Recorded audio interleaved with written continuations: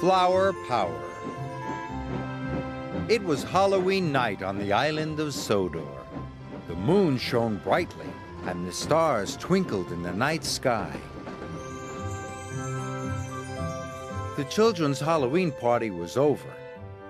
But while the children slept, all the engines were kept very busy.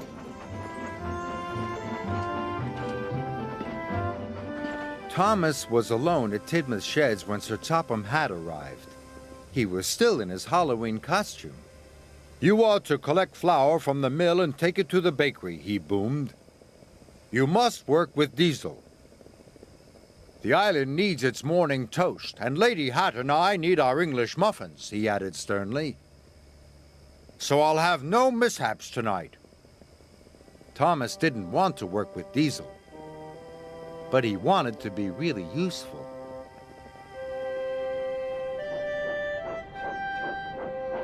When Thomas arrived at Brendam, he couldn't see Diesel at all. Diesel was up to his old tricks. He rolled up behind Thomas and went, "Boo! Ah!" "Trust a silly old steamy to be scared on Halloween," Diesel sneered. "I'm not a scared engine," said Thomas firmly. "We'll see," oiled Diesel. Thomas and Diesel headed for the flour mill. Diesel teased Thomas with every click and every clack. When they arrived at the woods, Diesel cried, "It's the haunted forest!" And he called out, "Whoa! Thomas!" in a spooky voice. "Stop it," said Thomas crossly. But the breeze blew, and the branches creaked. Diesel's teasing made it seem spooky indeed. Then they came to the abandoned mine. The buildings were deserted, but they could hear a banging noise. "What was that?" cried Thomas. "Sounds like the ghost engine looking for a steamy to scare." Well, I'm not scared," said Thomas. But he wished he felt as brave as he sounded.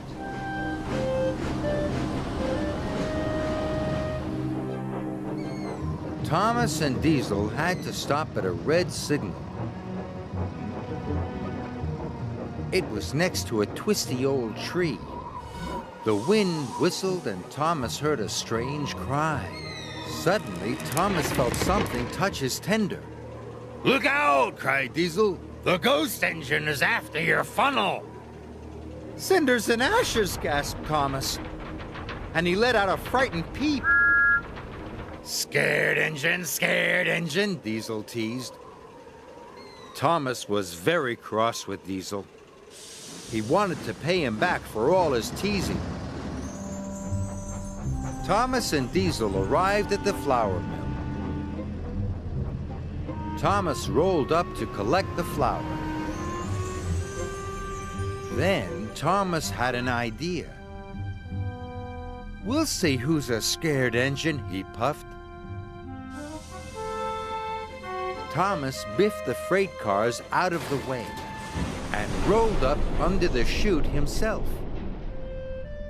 When Thomas puffed out the other side, he was covered from dome to buffer in pure white flour. "Whoa!" he said spookily. "It's the ghost engine!" cried Diesel. "It's come to get me!"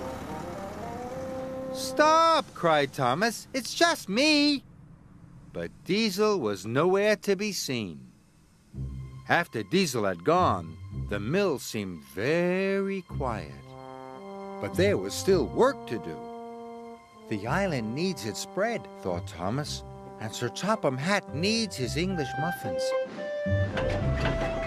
Thomas shunted all the freight cars into one long line, and he set off for the bakery, all alone.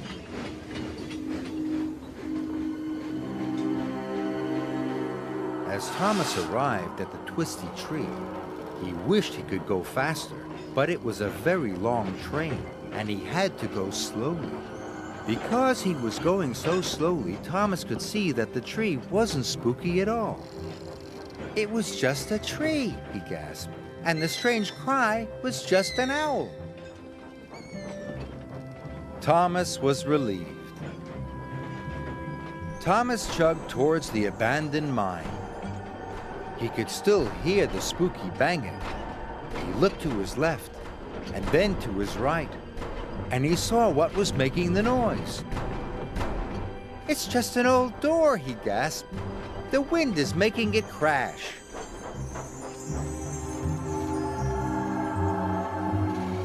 Finally, Thomas reached the old woods. The breeze still blew, and the branches creaked.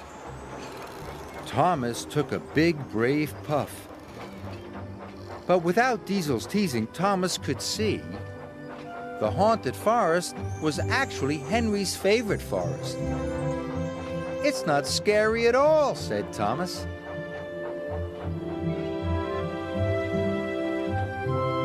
Thomas arrived at the bakery. He was tired but happy.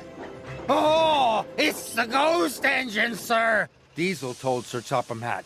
and it's come to get me. It's not a ghost engine, boomed Sir Topham Hatt.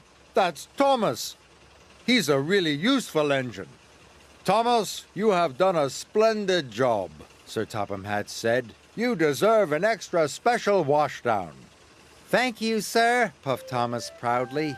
And while Sir Topham Hatt waited for the first batch of English muffins, Thomas looked forward to telling his friends his Diesel Halloween story.